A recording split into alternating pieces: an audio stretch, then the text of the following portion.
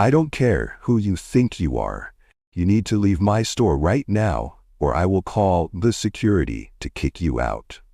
The voice echoed through the pristine Beverly Hills jewelry store as 42-year-old Diana Mitchell, the black woman, stood face to face with store manager Patricia Whitman.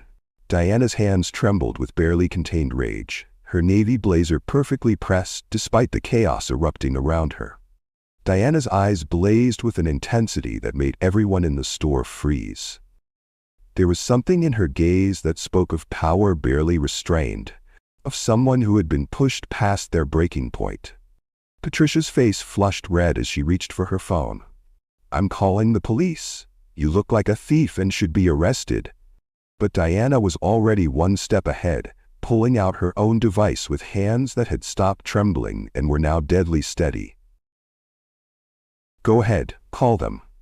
But first, let me make my call." Little did Patricia the manager know that this was the beginning of her downfall when the woman she humiliated revealed who she really was. Before we dive into the story, if you believe everyone should be respected no matter their skin color, hit the subscribe button, type respect, and what country you're watching from in the comments. Diana Mitchell, 42 years old, was the founder and CEO of Luminous Designs, a company that owned 47 stores across 12 states and generated $180 million in annual revenue. She had stores in Beverly Hills, Manhattan, Chicago, and Atlanta. Celebrities wore her designs on red carpets. Her engagement rings were featured in magazines. She had been on the Forbes list of America's richest self-made women for the last 8 years. But here's what made Diana truly remarkable. Despite having more money than she could spend in 10 lifetimes, she still drove her 2003 Honda Civic. The same car she had bought when her business finally started making real money. When people asked her why she didn't upgrade to a luxury car, Diana always gave the same answer. "It's a waste of money. This car gets me where I need to go, and every time I look at it, I remember where I came from." Every morning, Diana followed the same ritual. She woke up at 5 a.m., put on that bracelet, and decided which of her stores to visit, unannounced. This wasn't about checking up on employees or looking for problems. It was about making sure that every customer who walked into a Luminous Design store got treated the way Diana wished she had been treated during the years when she was struggling. "I built this company," Diana often told her employees, "so that no one would ever have to feel the way I felt when people looked at me and decided I didn't belong somewhere." Let me tell you about the store where all the drama unfolded. Luminous Designs Beverly Hills. This wasn't just any store in Diana's empire. This was her flagship location, her pride and joy, the crown jewel of everything she had built. Located on Rodeo Drive, this store generated $2.3 million in revenue every single month. It was where A-list celebrities shopped for red carpet events, where old Hollywood money families had been customers for years, where engagement rings worth more than most people's houses were just another Tuesday sale.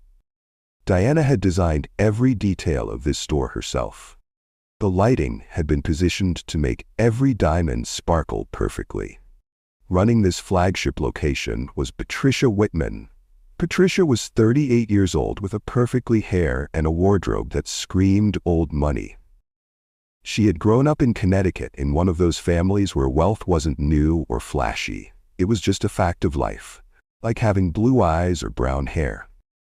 Patricia had seen her new job as more than just managing a store. In her mind, she had been elevating the brand. She had been bringing a level of sophistication and exclusivity that she felt the company needed. Patricia had genuinely believed that not every customer was right for Luminous Designs, and she had taken it upon herself to decide who was worthy of the full Luminous experience. Working under Patricia had been 26-year-old Kevin Torres, the assistant manager who was everything Patricia wasn't. Then there had been Ashley Chen, the 23-year-old sales associate who represented everything beautiful about Diana's vision for her company.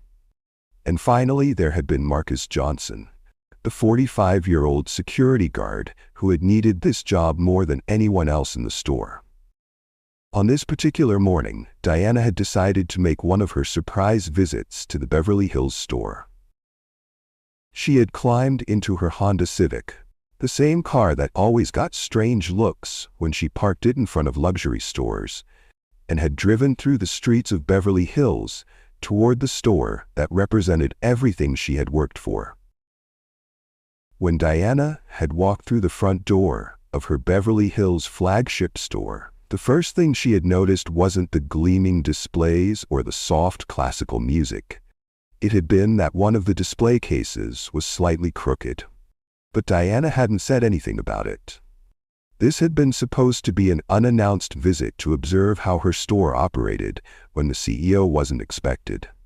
She had straightened her navy blazer, touched her grandmother's bracelet for luck, and walked deeper into the store she had designed from the ground up. Diana had headed straight for the centerpiece of the entire store, the Aurora collection. This hadn't been just any jewelry display.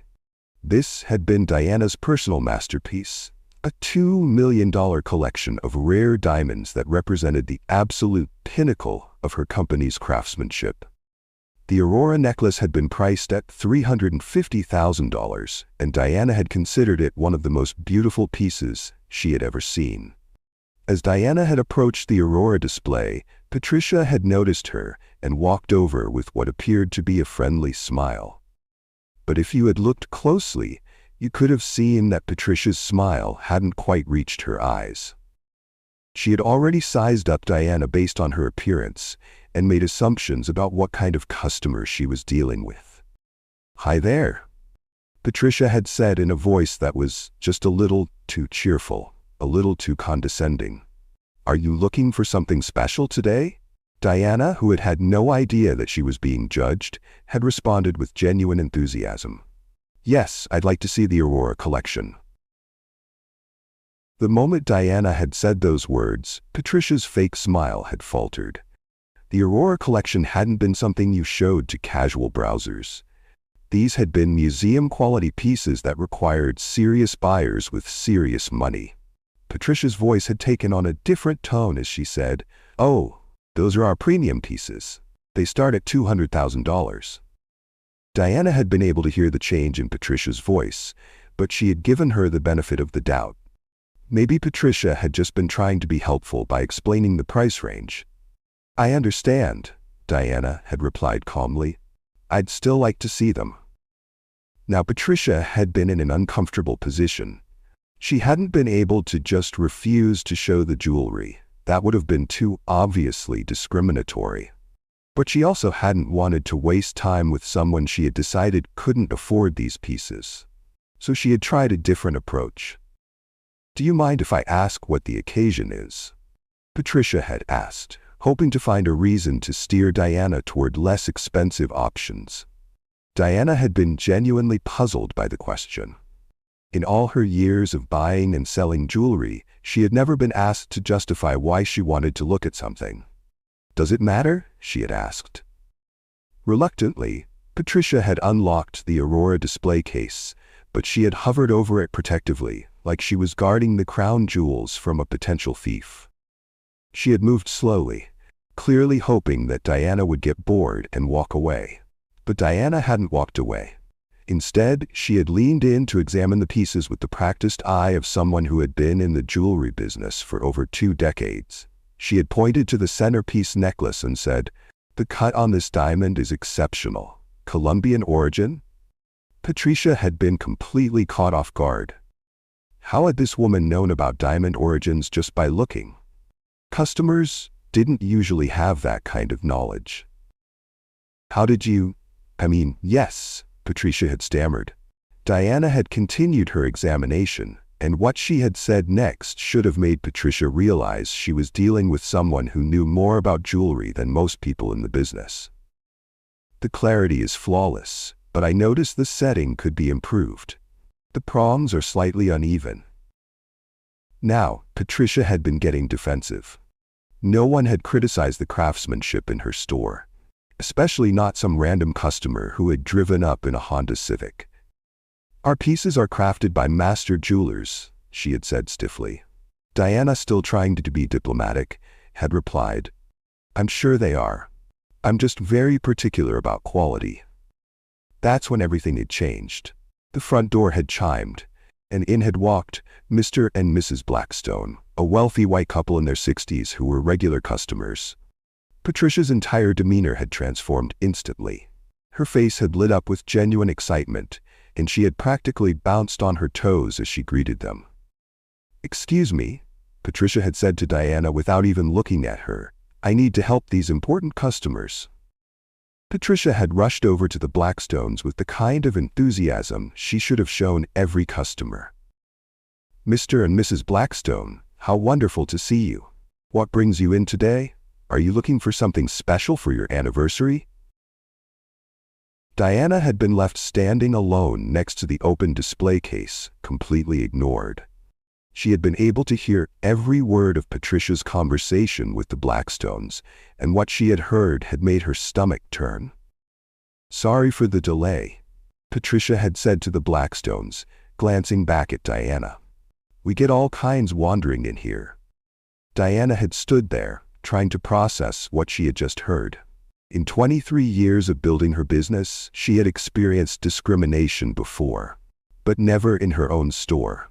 Never from someone she was paying to represent her company's values. Ashley Chen, the young art student who worked as a sales associate, had noticed what was happening.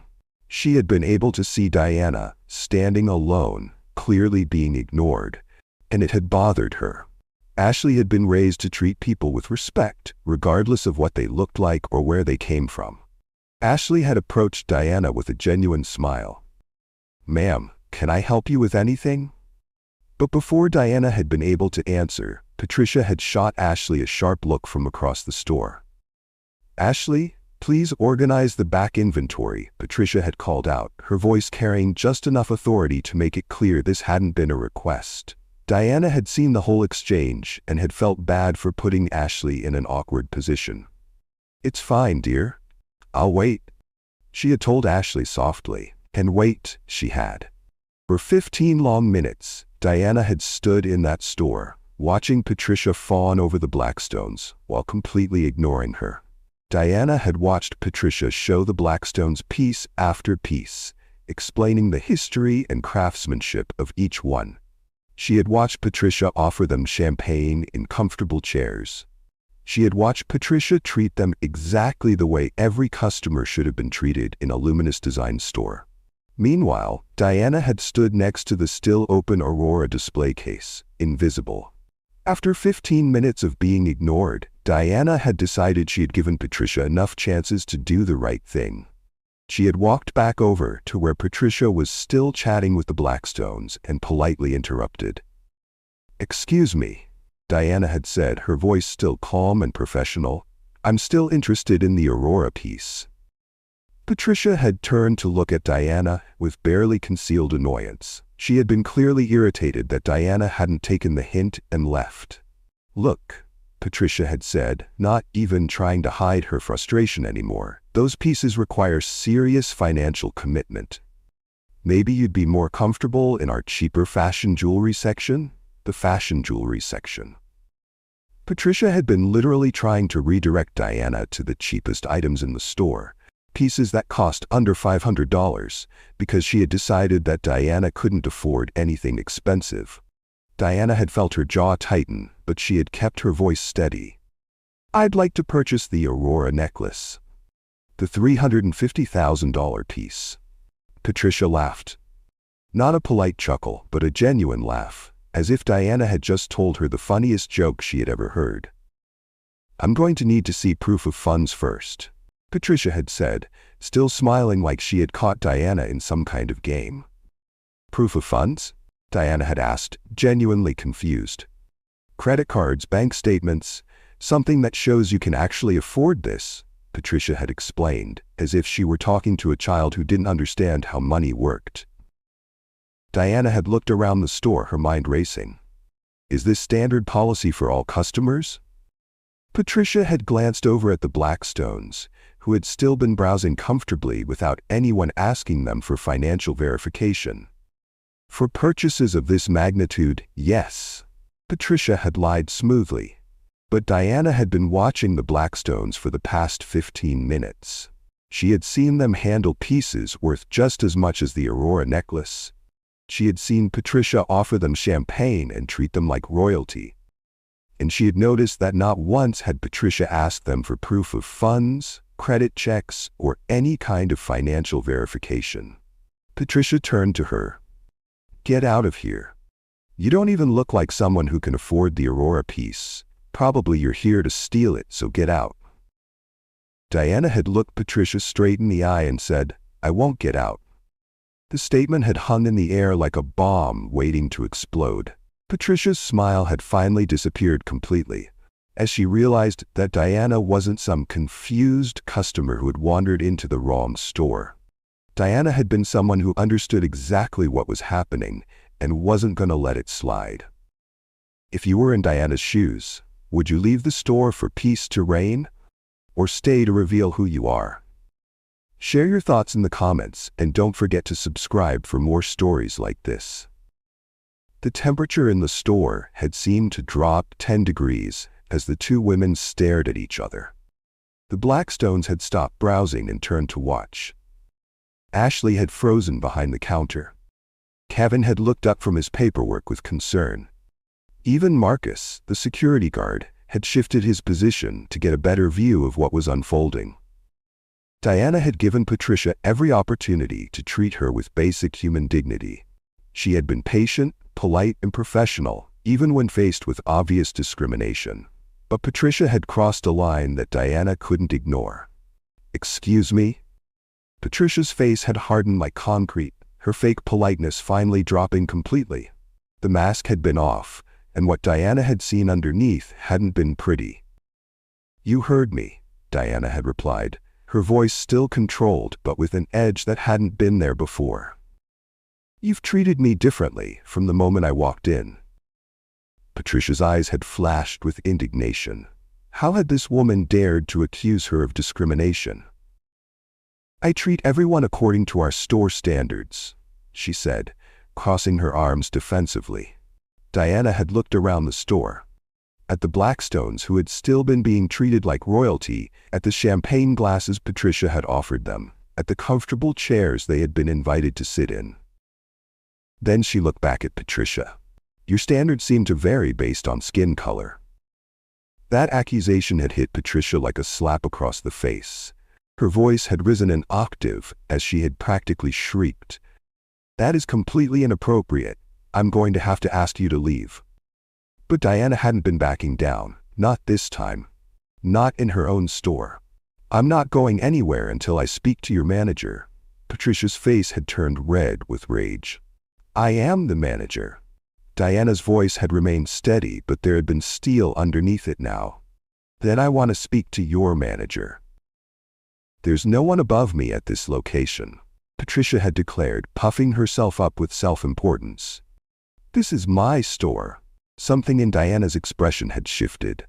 Her voice had dropped to barely above a whisper, but somehow it had carried more threat than if she had been shouting. "Your store?" That's when Patricia had made the biggest mistake of her career. Instead of recognizing the danger she was in, instead of hearing the warning in Diana's voice, Patricia had doubled down on her arrogance. "Yes, my store," Patricia had screamed, her accent becoming more pronounced as her composure cracked.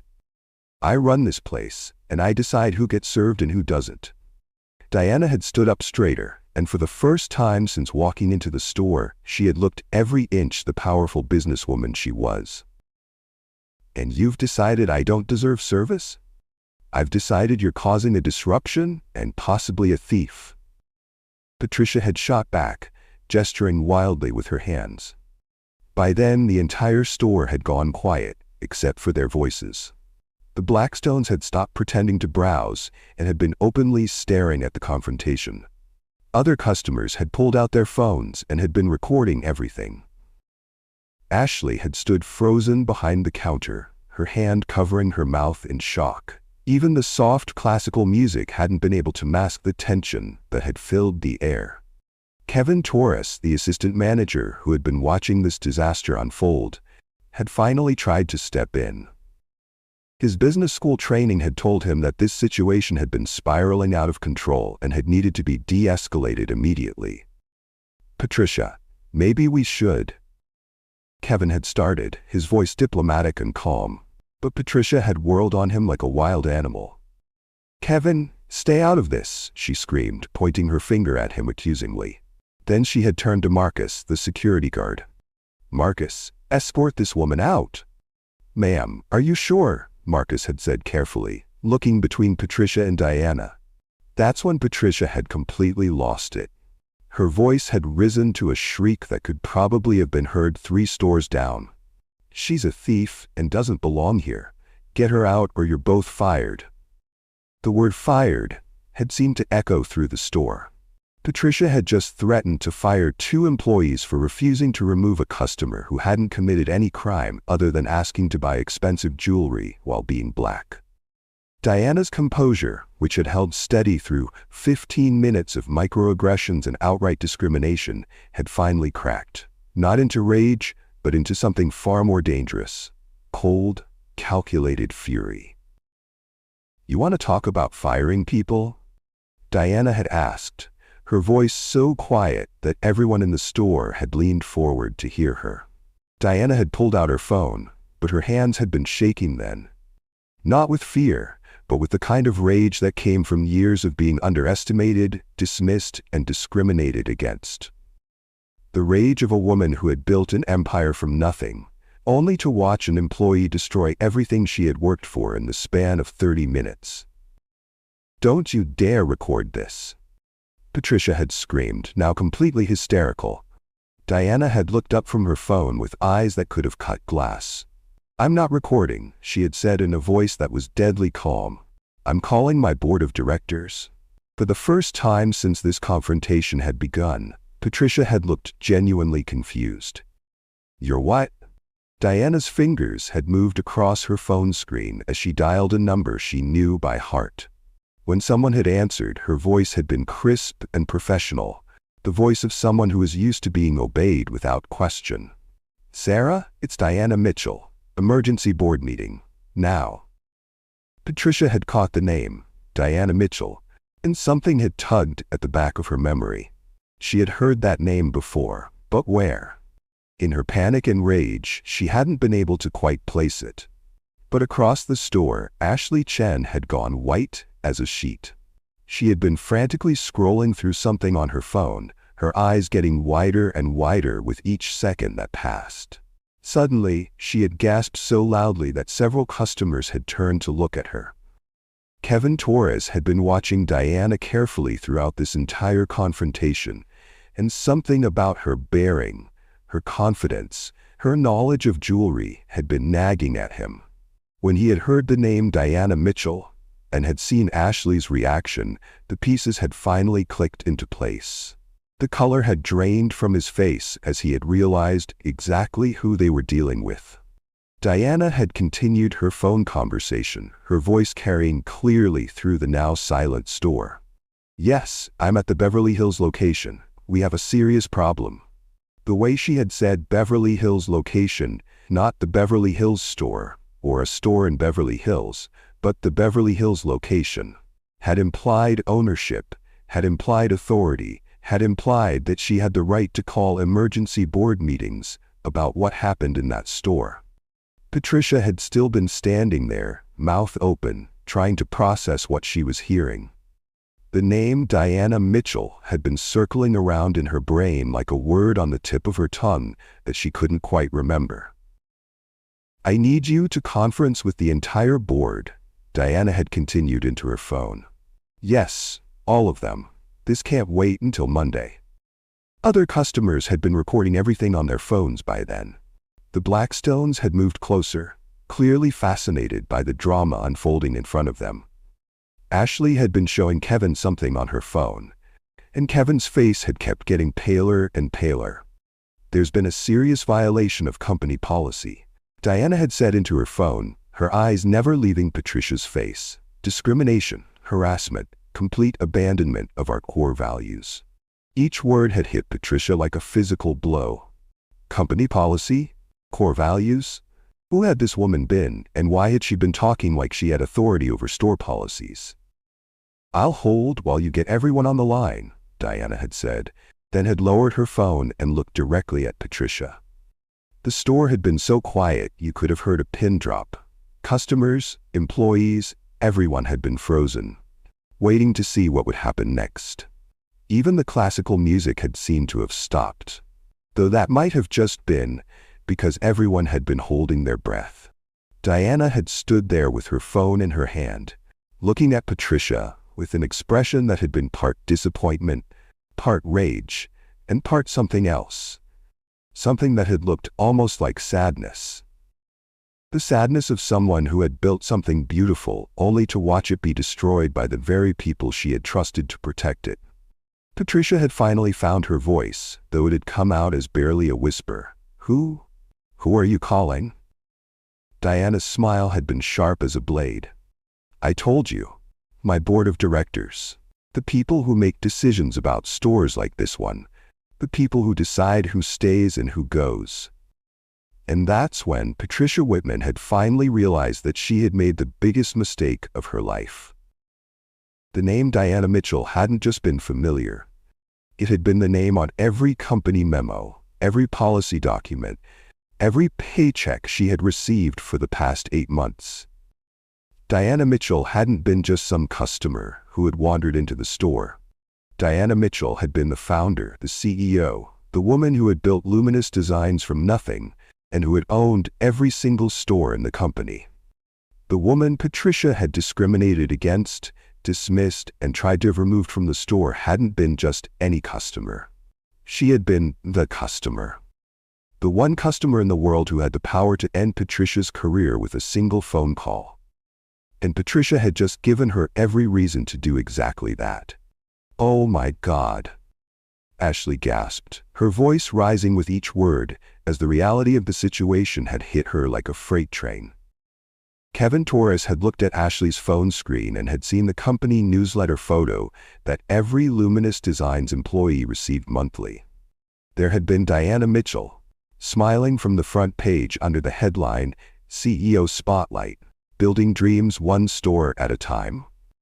Kevin's face had gone from pale to absolutely white as he had realized they were all witnessing the destruction of Patricia's career in real time. "Patricia, stop. Just stop talking," Kevin had said urgently, trying to save his boss from digging herself deeper into a hole she'd never climb out of. But Patricia had still been completely oblivious to the disaster unfolding around her.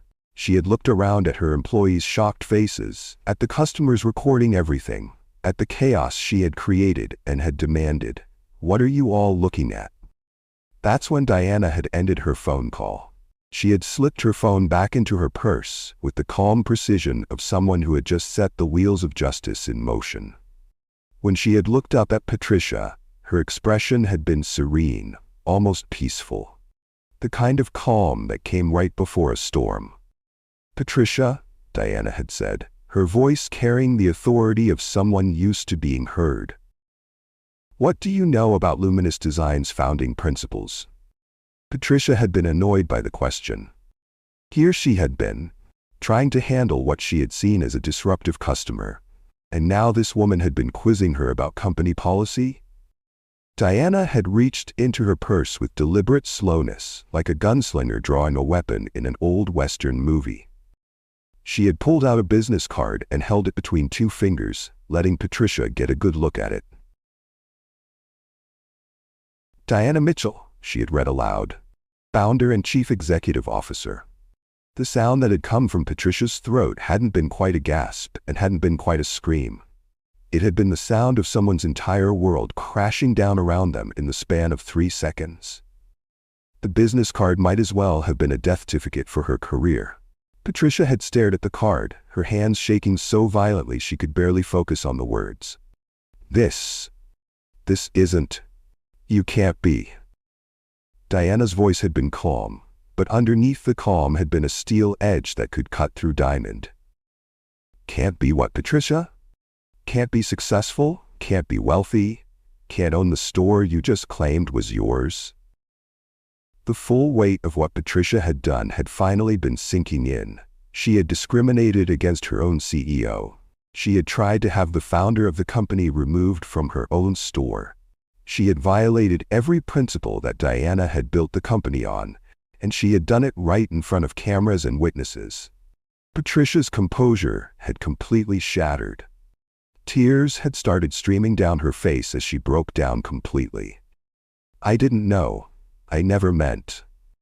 But Diana hadn't been interested in Patricia's excuses. 23 years of building a business had taught her to see through fake apologies and desperate backtracking.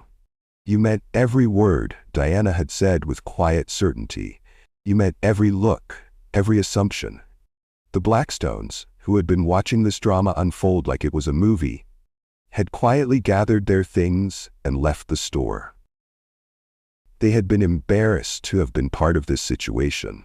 Embarrassed that they had been treated like royalty while another customer was being discriminated against right in front of them. Other customers had remained frozen in place, some still recording, all of them understanding that they were witnessing something extraordinary. This hadn't been just a customer complaint. This had been a reckoning. Diana had turned to address each of her employees individually, her voice carrying the authority of someone who had earned the right to judge their actions. "Kevin," she had said, looking at the young assistant manager who had tried to intervene. "You tried to stop this. You recognized that something was wrong and you attempted to prevent it from escalating." Kevin nodded, too stunned to speak. "Ashley," Diana had continued, turning to the art student who had shown kindness from the beginning, "you showed genuine care for a customer who was being ignored. You embody the values this company was built on." Ashley's eyes had filled with tears, but they had been tears of relief and gratitude. "Marcus," Diana had said to the security guard who had refused to remove her from the store, "you questioned orders that felt wrong. You used your judgment instead of blindly following instructions." Marcus had stood a little straighter, recognizing that his military instincts had served him well. Then Diana had turned to Patricia, and her voice had carried the weight of profound disappointment. "And you? You violated every principle this company stands for." Patricia had been sobbing by then, makeup running down her face, her perfect appearance completely destroyed. The confidence and authority she had displayed just minutes earlier had evaporated completely. Diana's voice had remained calm, but it had carried the finality of a judge delivering a sentence. "Clear out your desk, Patricia. You no longer work here." Patricia had collapsed into herself like a building being demolished. "Please, I have children, a mortgage. I was just trying to protect the store's reputation." Diana had looked at Patricia with something that might have been pity if it hadn't been mixed with such disappointment. "Whose reputation? The store's? Or your own prejudices?" "I'll do better. I'll change. Please don't do this," Patricia had begged, reaching out toward Diana like she was drowning, and Diana was her only lifeline. But Diana had heard these desperate promises before, from other employees over the years who had violated company policy and then had tried to bargain their way out of consequences. "You had your chance to do better," Diana had said quietly. "You chose not to take it." The security cameras had captured everything.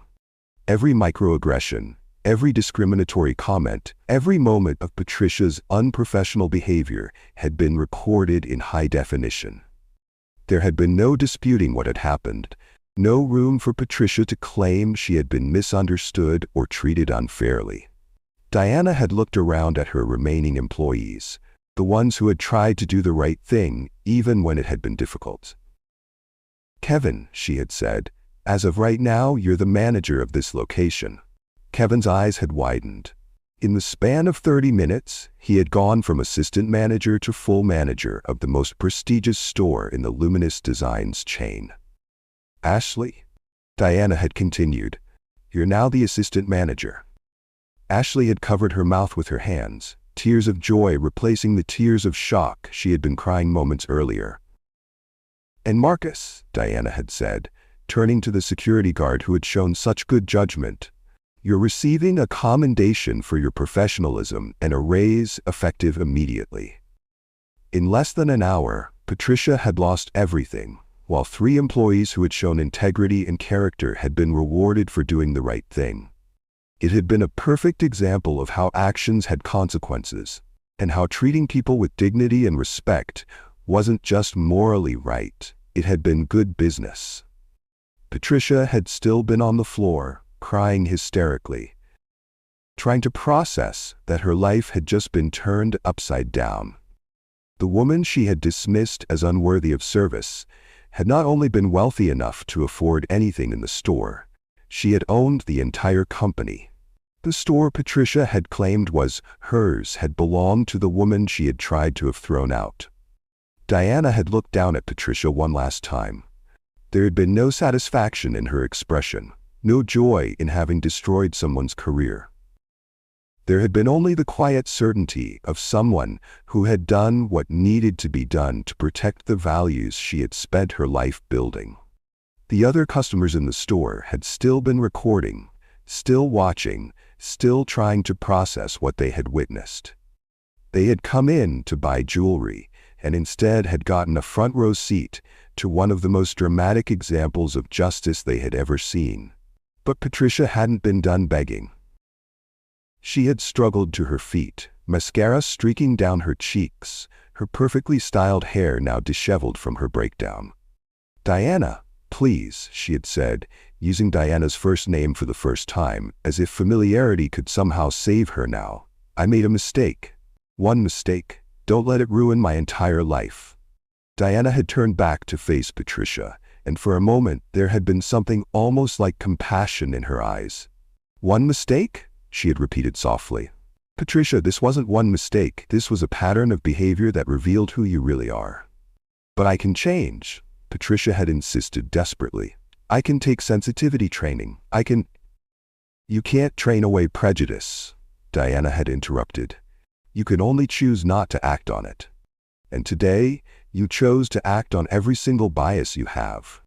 Patricia's legs had given out again, and she had sunk into one of the chairs that she had offered to the Blackstones but never to Diana.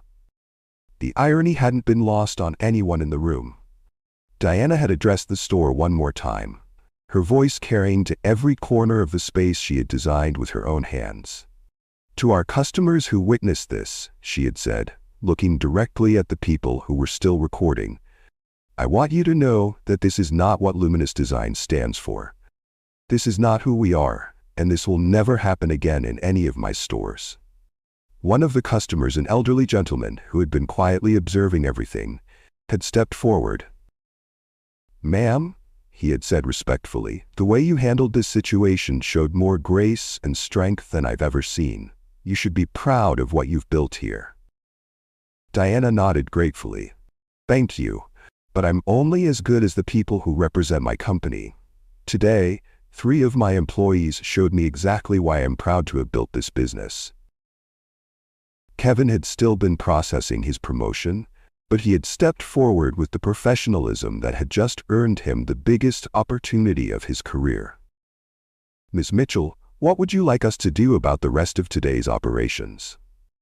Diana had looked around the store, at the customers, at the displays, at the beautiful space she had created to make people feel special when they bought jewelry to celebrate life's most important moments.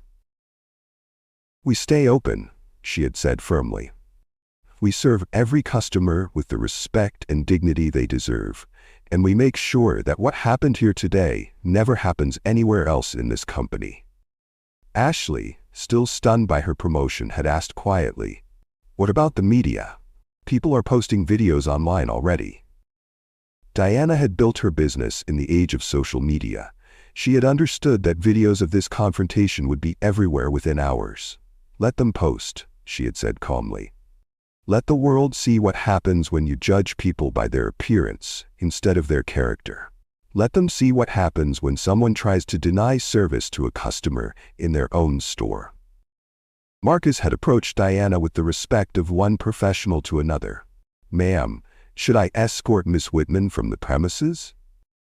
Diana had looked at Patricia, who had been quietly gathering her things from behind the counter, her movements slow and defeated.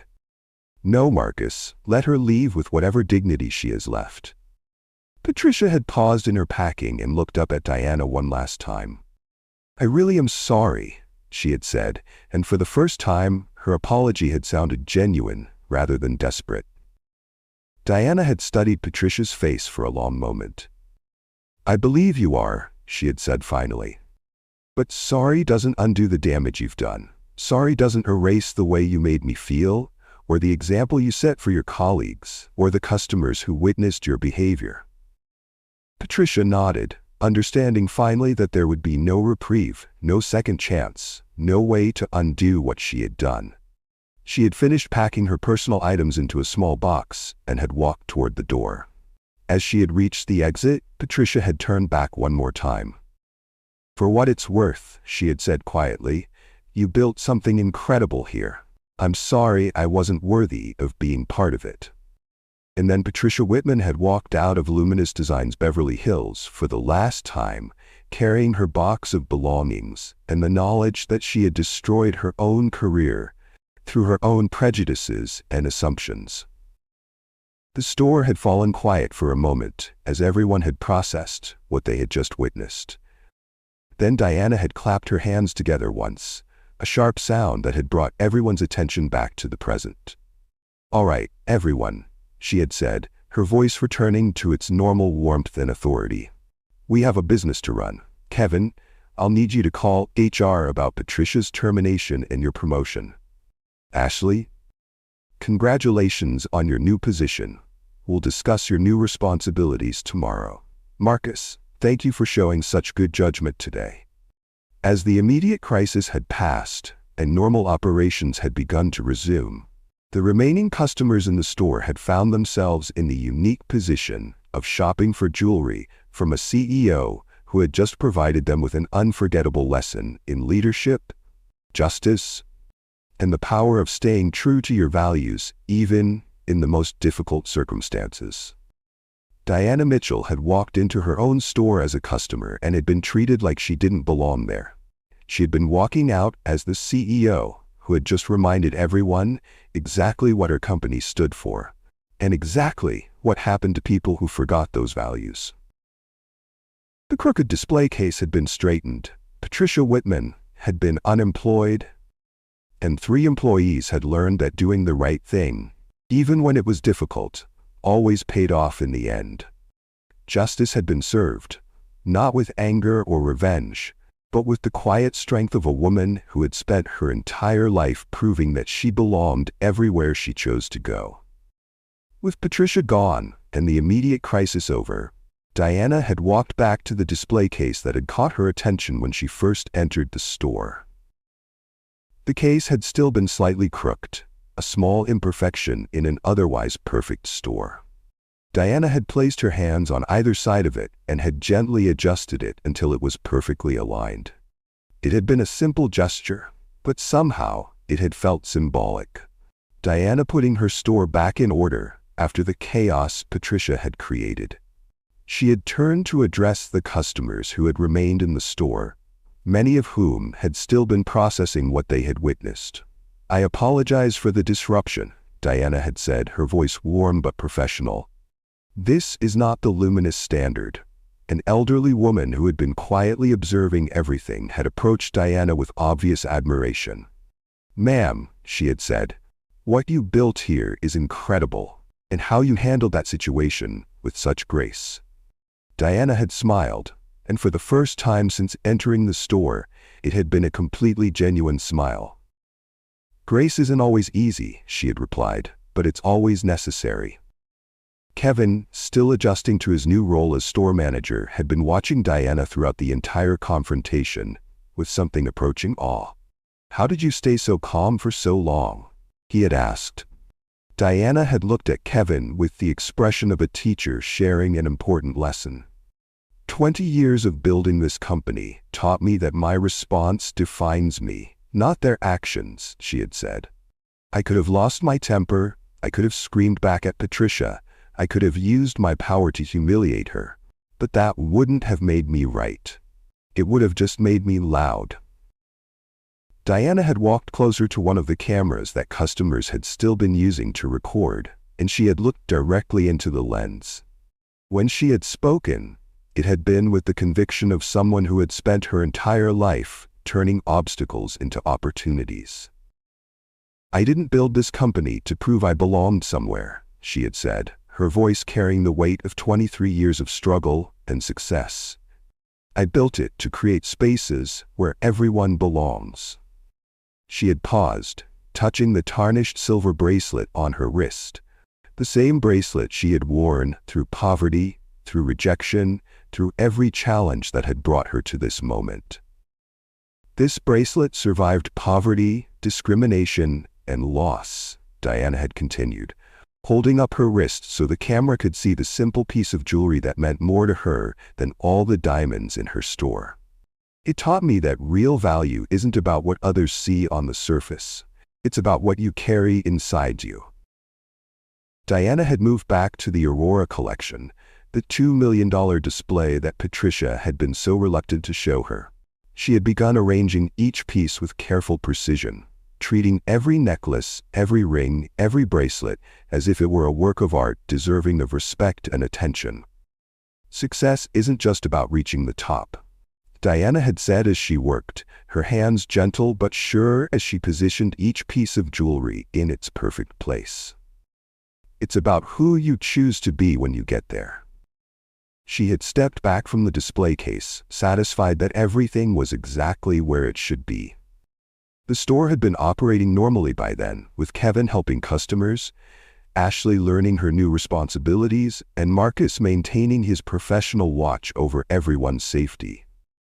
Diana had looked around at the store she had built, at the employees who had shown integrity under pressure, at the customers who had witnessed justice being served with dignity rather than revenge. This had been what she had worked for. Not just the financial success, but the creation of a space where people could feel valued and respected, regardless of who they were or where they came from. The woman who had been told she didn't belong in her own store had reminded everyone exactly why she belonged everywhere she chose to go. Through grace, through strength, and through the unshakable belief that treating people with dignity wasn't just good business. It had been the only way to build something that lasted. The crooked display case had been straight, the discriminatory manager had been gone, and Diana Mitchell had once again proven that the most powerful response to prejudice wasn't anger. It had been success, lived with grace, and used to lift others up.